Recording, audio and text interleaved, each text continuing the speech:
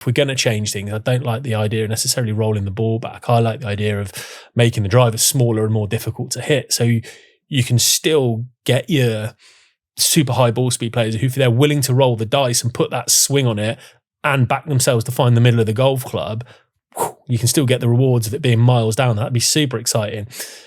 But knowing that if you slightly heel or toe that thing, it could go absolutely anywhere. Well, then you're testing their bravery to see if they're willing to risk that under pressure. You're also testing the skill set. I love that. And I think I'd love to see that as a concept. I just feel that look at it on tour. Like, we get so many different winners week to week. Like, it's almost noteworthy now if you get a multiple winner in a year. Yes, a Scotty and a Rory would buck that trend, and you'll always have exceptions to these rules, but there's so much more depth. There's so many more in the field. On a PGA Tour event, 90% of the field can realistically win. They could put 4 days together. Yeah, absolutely. Correct. And that wasn't the case. It really separated the super skilled from the I'm not going to label it mediocre, but the less I know what you're getting players, at. Yeah, there was a much bigger disparity there. And I think it would be cool to see that again and see that real precision and the incredible level of skill rewarded by being, kind of boosted with that gap in equipment. I think that would be really cool. And to name names. So can I pull you up on something before we answer the question in the end? So if we were to roll the driver head back instead of the ball that's coming in a few years, how would that look to you? Like, would it still be like the modern equipment? Like, we still see carbon woods and all that sort of stuff from TaylorMade, just in a smaller CC head? Or would you actually roll back the construction of these things? Sorry, it's really put you on the spot there. Yeah, it's a difficult one, actually. Haven't given it a ton of thought. All I would want to do, and however it was doable, would be to... Again, it's difficult to put percentage on it. Just make it harder to hit the driver and make it significantly less forgiving. If you want to do that with carbon, and it's just a smaller head, and you can regulate that MOI number. So we know you can boost it up to 10K. Well, let's have it regulated at whatever, pick a figure, 3, 1K, like okay, 200, okay. Yeah, you can have 1K of MOI. Let's see how good you are, guys and girls.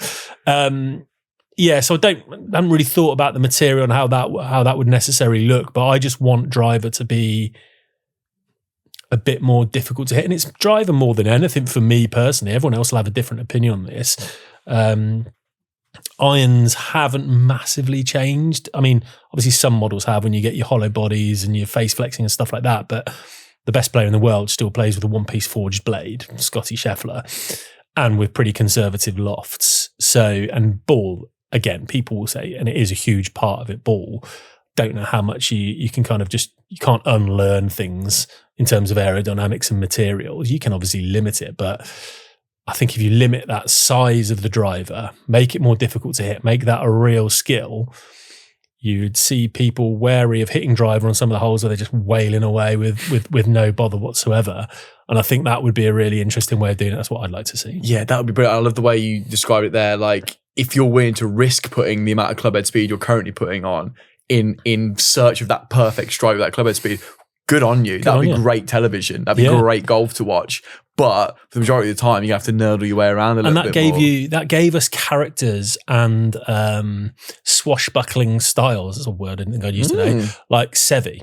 Yes. Like Seve did not have it on a string. Seve could do all sorts of things with a wedge and an iron and recovery shots, but he did not have that sort of robotic swing. But it didn't stop him pulling out driver and spanking it as far as he could and back it. And you saw that, and you never knew what was coming next. You didn't know whether you're going to be hitting off a car park on his knees. Like that was television's box office. And I know a lot of people who are sort of in charge of the game, or at least sort of moving the discourse on, or of an age or of a vintage where Seve was their person, so that they're kind of lusting for that kind of golf again. But as someone who didn't watch him because I wasn't born, flex. I want that again. I want to see that. I think we get these very few characters now in modern golf. We've got a couple to latch onto at the minute. One, unfortunately, is playing on a tour that nobody's watching, but that's by the by.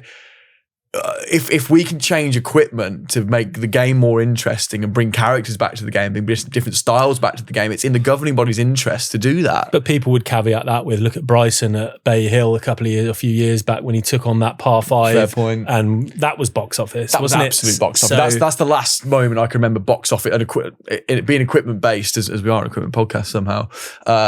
Someone doing something like that on a golf course. Pretty so that's a fair rebuttal to that.